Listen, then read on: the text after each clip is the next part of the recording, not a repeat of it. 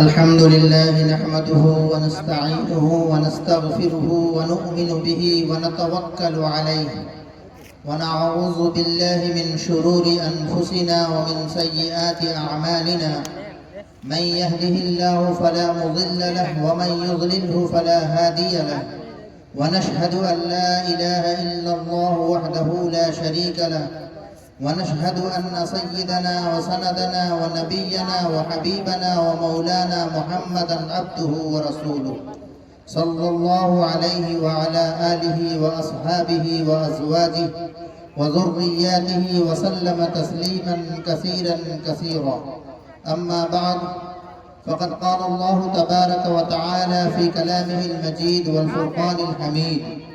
أعوذ بالله من الشيطان الرجيم، بسم الله الرحمن الرحيم. يا أيها الناس قد جاءتكم موعظة من ربكم وشفاء لما في الصدور وهدى ورحمة للمؤمنين. قل بفضل الله وبرحمته فبذلك فليفرحوا هو خير مما يجمعون. صدق اللہ العظیم. معزز سامعین کرام، علماء کرام اور ہماری پردہ نشین ماں، بہنیں، بیٹیاں، میں کوئی پیشہ ور مقرر نہیں ہوں. یہ تو اکرم نے اپنی محبت کی بنیاد پر چند منٹ آپ کے سامنے کچھ بولنے کی اجازت دی ہے، اور میں دیکھ رہا ہوں کہ آپ اپنی علمی محبت کا اظہار کرتے ہوئے تقریباً 3-4 گھنٹے سے یہاں پہ بیٹھے ہوئے ہیں. ہماری ماں اور بہنیں بھی بیٹھی ہوئی ہیں، ہمارے بچے بچیاں بھی بنا کچھ کھائے پیے اس پروگرام کی محبت میں، قرآن کی محبت میں، تعلیم کی محبت میں بالکل صبر و ضبط کا سامنا کرتے ہوئے سکون کے ساتھ پروگرام میں حصہ لے رہے ہیں. لہذا میں وقت کی نزاکتوں کو سمجھتے ہوئے چند باتیں آپ کے گوش گزار کرنا چاہتا ہوں. سب سے پہلی بات یہ ہے کہ اللہ تبارک و تعالی نے ہمیں آپ کو اشرف المخلوقات بنایا ہے، اور اشرف المخلوقات بنانے کے ساتھ ساتھ مزید احسان کا معاملہ کرتے ہوئے خیر امت کے لقب سے سرفراز فرمایا. اور اللہ تبارک و تعالی نے ہمیں آپ کو قرآن مقدس جیسی عظیم الشان کتاب سے نوازا ہے، جو تمام کتابوں کی سردار ہے، اور ایسا نبی عطا فرمایا جو تمام نبیوں کا سردار ہے. بہرحال اللہ تعالی نے جو کتاب ہدایت ہمیں آپ کو عطا فرمایا ہے، یہ زندگی کے ہر شعبے کے اندر مکمل طور پر ہماری رہنمائی کرنے کے لیے کافی ہے. قرآن سے پہلے کے دور کو آپ دیکھ لیجئے کہ دنیا کے اندر کتنی ترقی تھی، لوگوں کے پاس کس قدر سہولیات مہیا تھیں. جب قرآن آیا تو اللہ تبارک و تعالی نے ایجادات کے، ترقیات کے دروازوں کو کس طرح کھولا. پتہ یہ چلا کہ تمام علوم و فنون کا خزانہ قرآن مقدس ہے. تو قرآن مقدس سے وابستگی ہمارے لیے دنیا و آخرت میں کامیابی کا ضمانت ہے. اگر ہم قرآن مقدس کو پڑھیں، سمجھیں اور اس پر عمل کریں تو ہم دنیا میں بھی سرفراز ہو سکتے ہیں، اور آخرت میں بھی اللہ تبارک و تعالی کے دربار میں سرخروئی حاصل ہو سکتا ہے۔ بہرحال یہ علم دین کی محبت، تعلیم کی محبت، قرآن کی محبت کا نتیجہ ہے کہ اتنا بڑا پروگرام اس مثال کے سرزمین میں اللہ تعالیٰ نے کرایا، اور ہماری جو بچیاں اور جو بچے اس مکتب محمودیہ کے اندر تعلیم حاصل کر رہے ہیں، وہ پیشہ ور مقرر کی طرح، خطیب کی طرح، شاعر کی طرح آپ کے سامنے اپنا پروگرام پیش کی۔ قابل مبارکباد ہیں وہ بچیاں جنہوں نے اس مکتب سے اپنے ابتدائی دینی پیاس کو سیرابی بخشا، اور اس سرچشمے سے وہ علم کا گھونٹ پی کر وہ مستی اور سرور کیفیت حاصل کی جو عام طبقہ جو پڑھا لکھا نہیں ہے، جو قرآن پڑھنے نہیں جانتا ہے، جو دینی تعلیم کی کتابوں کو پڑھنے نہیں جانتا ہے، وہ اس کیفیت کو محسوس نہیں کر سکتا۔ مگر میرے محترم بزرگوں اور دوستوں، اللہ کا شکر ہے کہ اللہ تبارک و تعالیٰ نے آپ کے اس بستی کے اندر ایسے ہونہار اور قابل شخصیت کو جو آپ کی بچیوں پر، آپ کے بچوں پر ہمہ وقت محنت کر کے ایک سنگ ریزے کو ہیرا بنانے کا عمل جانتا ہے۔ اسی کا نتیجہ ہے کہ آج آپ اس نورانی محفل کو، علمی محفل کو دیکھ رہے ہیں۔ حقیقت ہے کہ اللہ کے نبی صلی اللہ علیہ وسلم نے ارشاد فرمایا، العلم نور، علم روشنی، اور اس روشنی کو آپ حاصل کر رہے ہیں، کر رہی ہیں۔ بہرحال میں نے جو آیت کریمہ آپ کے سامنے پڑھا، جس کے اندر اللہ تبارک و تعالیٰ نے تمام انسانیت کو خطاب کر کے ارشاد فرمایا ہے، یا ایھا الناس قد جاءتکم موعظۃ من ربکم وشفاء لما فی الصدور، اے لوگو تمہارے پاس تمہارے رب کے جانب سے نصیحت اور دلوں کی بیماری کا شفا اور مومنوں کے لیے ہدایت و رحمت آ چکا ہے۔ تو کیا کرنا چاہیے؟ قُلْ بِفَضْلِ اللَّهِ وَبِرَحْمَتِهِ فَبِذَلِكَ فَلْيَفْرَحُوا هُوَ خَيْرٌ مِّمَّا يَجْمَعُونَ، اے نبی کہہ دیجئے اس اللہ کے فضل پر، احسان پر خوشی مناؤ، خوشی منانا چاہیے، کیونکہ وہ تمام چیزیں جس پر لوگ خوش ہوتے ہیں، مال کے اعتبار سے ہو، عزت کے اعتبار سے ہو، جاہ کے اعتبار سے ہو، حکومت کے اعتبار سے ہو، قیادت کے اعتبار سے ہو، دنیاوی مال و متاع کے اعتبار سے ہو، جس کی چاہت اور تمنا لیے انسان گھومتا ہے، پھرتا ہے، اپنے وقت کو گزارتا ہے، رات دن اس کے لیے محنت کرتا ہے، ان تمام چیزیں جو حاصل ہوتی ہے اور اس کے حاصل ہونے پر انسان خوش ہوتا ہے، ان تمام چیزوں سے بہتر کیا ہے؟ خیر مما یجمعون، کہ ان تمام چیزیں جس پر لوگ خوشی منائیں، ان تمام چیزوں سے بہتر اللہ کا یہ قرآن کا حاصل ہو جانا، اللہ کی طرف سے ہدایت کا نور مل جانا، یہ وہ خوشی کی چیز ہے جس پر لوگوں کو خوشی منانی چاہیے۔ صحابہ اکرام کا معمول رہا ہے کہ جب وہ قرآن پڑھتے تھے، ختم کرتے تھے، تو اپنے کنبہ برادری کے لوگوں کو، اپنے پڑوسیوں کو، اپنے محلے والوں کو دعوت دیا کرتے تھے اور خوشی کا اظہار کرتے تھے۔ تو بہرحال یہ خوشی کا موقع ہے، اور اسی خوشی کی اظہار میں کہ وہ بچیاں جو آج مکتبہ محمودیہ سے فراغت حاصل کر رہی ہیں اور یہاں سے فارغ ہو کر اعلیٰ تعلیم کی نیت ارادے کے ساتھ وہ آگے انشاءاللہ اپنی تعلیمی سفر کو جاری رکھیں گی، اور وہ والدین بھی خوش نصیب ہیں جنہوں نے اس مکتب کے لیے قربانیاں پیش کی، اپنا کمائی کا پیسہ بھی لگایا، اپنے بچیوں کو تعلیم حاصل کرنے کے لیے وقت نکال کر بھیجا، میں ان کو بھی مبارکباد پیش کرتا ہوں کہ یہ آپ کی بچیاں آپ کی نجات کے لیے ذریعہ بنیں گی.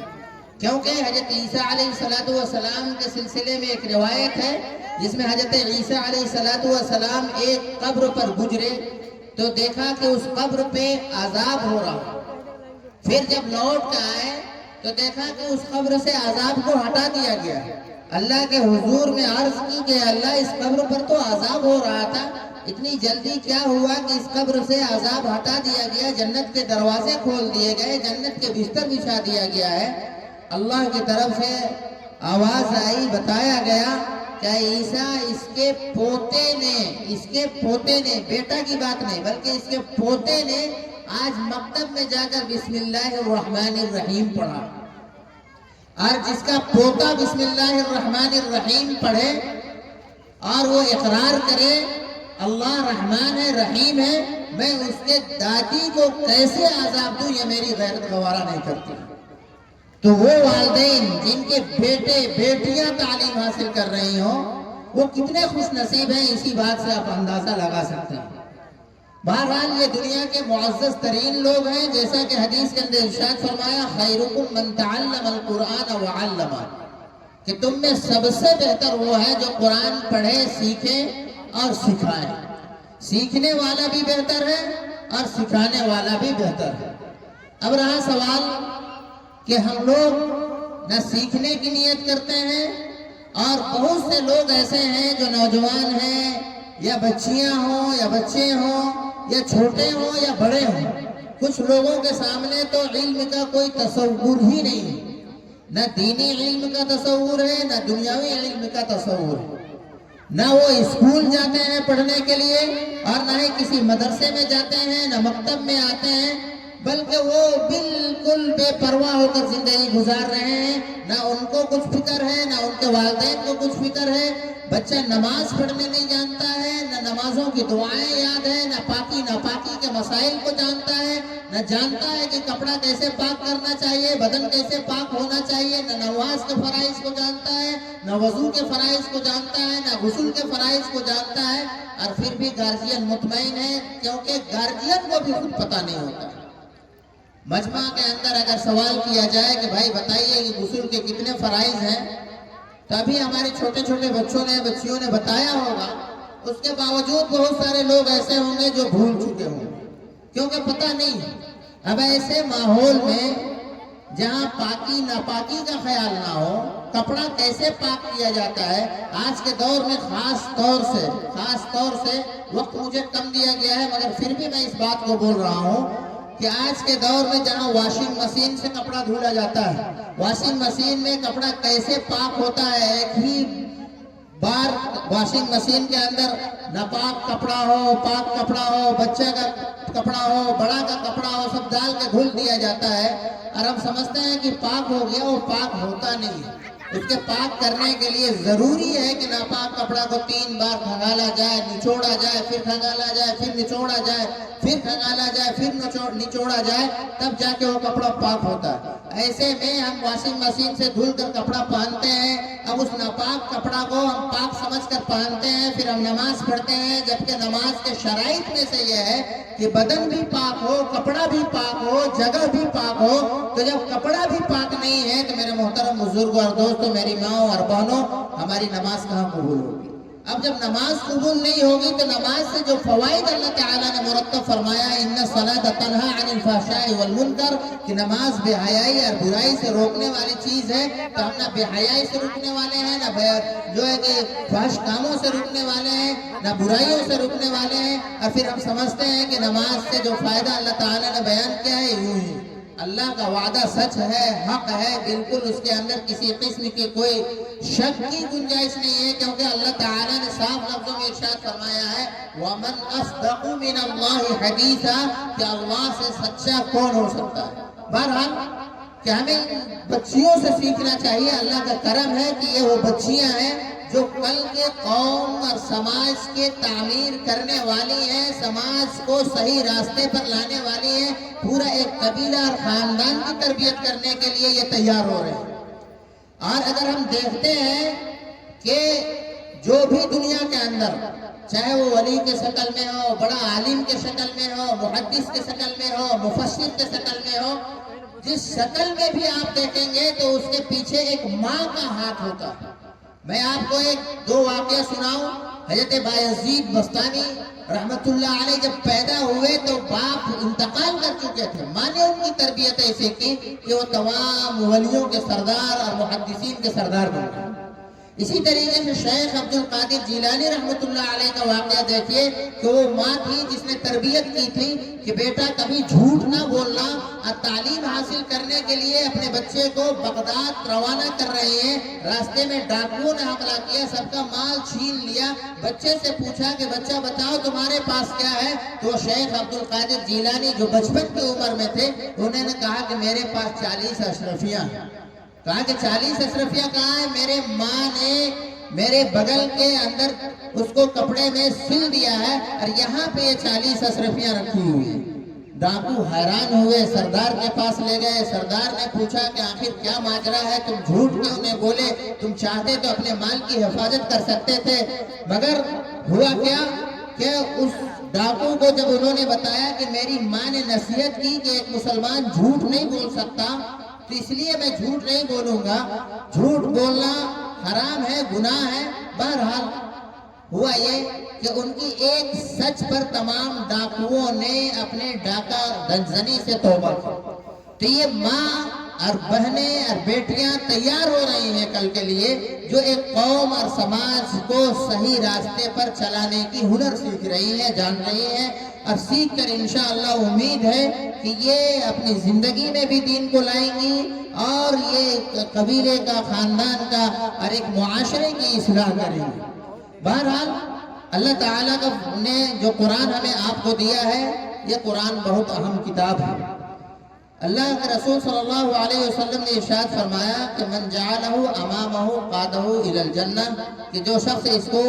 اپنے آگے اور رہبر بنا کر زندگی گزارے گا، اس کی قیادت کرتے ہوئے اس لیے قرآن اسے جنت تک پہنچائے گا۔ ومن جعلہ خلفہ ساقہ الی النار، اور جو شخص اس کو چھوڑ کر زندگی گزارے گا، منہ موڑ کر زندگی گزارے گا، اس کو یہ گھسیٹ کر جہنم میں لے جائے گا۔ اور اللہ کے نبی صلی اللہ علیہ وسلم کی زبانی قرآن مقدس میں بیان ہے کہ یا ربی ان قوم اتخذوا ھذا القرآن مہجورا، یہی وہ قوم ہے جنہوں نے میرے قرآن کو چھوڑ دیا تھا۔ تو بہرحال میں صرف اشارہ کر رہا ہوں، آپ کافی سمجھدار لوگ ہیں اور بھوک پیاس کے ساتھ یہاں پہ بیٹھی ہوئی ہیں، مجھے آپ کے وقت اور آپ کی زحمت کا بالکل خیال ہے۔ میں صرف اس بات پر شکر گزار ہوں کہ مجھے چند بات کہنے کا موقع دیا گیا، اور میں بہت خوش ہوں اس مکتب سے کہ اللہ تعالیٰ نے یہاں کے لوگوں کو یہ شعور عطا کیا کہ مکتب کا ساتھ دیا جائے، اور واقعتاً عوام کی ذمہ داری ہے کہ علماء کی خدمت کرے، کام کرنے والوں کی خدمت کرے، ان کے کام میں ہاتھ بٹائیں، ان کا سہارا بنے، تو دین وجود میں آئے گا۔ کیونکہ تعلیم اگر ہے تو وہ معاشرہ زندہ ہے، اور جس معاشرے سے اگر تعلیم ختم ہو جائے، مٹ جائے، تو وہ معاشرہ مردہ بن جاتا ہے۔ تعلیم اگر زندہ ہے تو تعلیم ہی مقصد ہے اس امت کا، کیونکہ اللہ نے اس امت کو اقرا کا لفظ سب سے پہلے عطا فرمایا۔ اگر اللہ چاہتا تو اللہ تبارک و تعالیٰ اس امت کو کچھ اور لفظ دے دیتا کہ بھائی، اور لفظ دے دیتا کہ ادعو الی سبیل ربک۔ مان کے چلیے کہ ہم سب سے اہم کام سمجھتے ہیں ایمان کے بعد کہ لوگوں کو اللہ کی طرف بلانا، دعوت دینا، فی الحقیقت ہے بھی، مگر اس سے بڑا کام تعلیم اور تعلم کا کام ہے۔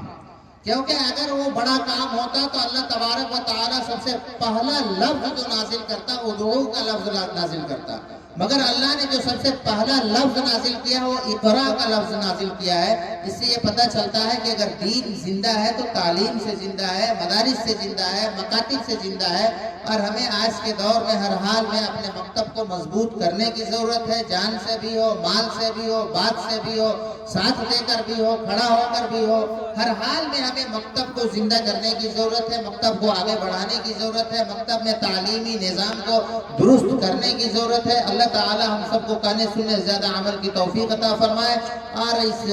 بزم میں جتنے لوگوں نے حصہ لیا اور اس کو سجانے کے لیے اپنا مال لگایا، وقت لگایا، اور خاص طور سے حافظ اکرم صاحب جنہوں نے ان بچیوں کو اس طریقے سے سنوارا اور سجایا اور بنا سنوار کر آپ کے سامنے تعلیم کے لیے دکھلانے کے لیے آپ کے سامنے پیش کیا، جس سے آپ مستفیض ہوئے اور لطف اندوز ہوئے ان کے پروگرام کو سن کر کے، دیکھ کر کے۔ میں ان تمام لوگوں کے لیے دعا کرتا ہوں کہ اللہ تعالیٰ ان کی محنتوں کو قبول فرمائے اور مزید ترقی عطا فرمائے، اور اللہ تبارک و تعالیٰ ان بچیوں کو پورے علاقے والوں کے لیے اللہ تعالیٰ نمونہ بنائے، آمین۔ وآخر دعوانا الحمدللہ رب العالمین۔